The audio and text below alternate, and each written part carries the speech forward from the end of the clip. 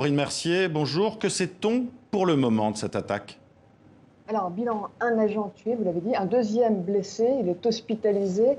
On a encore très peu d'éléments sur le profil des assaillants. Ce que l'on sait, c'est qu'ils s'étaient emparés de la voiture et des armes des policiers. Après un échange de tirs, ils ont été abattus par les forces de l'ordre.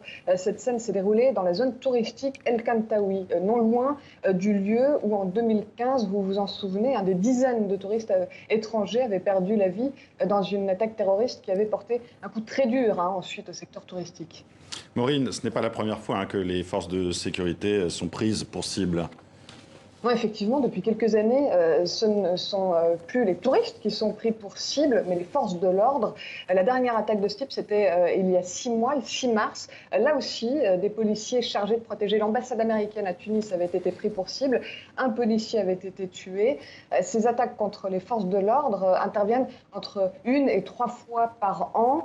Il y a des failles sécuritaires, mais on est loin, très loin, notamment de cette année 2015 particulièrement meurtrière avec les attentats du musée du Bardo à Tunis, celui de la plage de Sousse, des attentats qui avaient fait des dizaines de victimes. Depuis, il y a ces attaques comme celle d'aujourd'hui, oui, mais la sécurité s'est considérablement améliorée.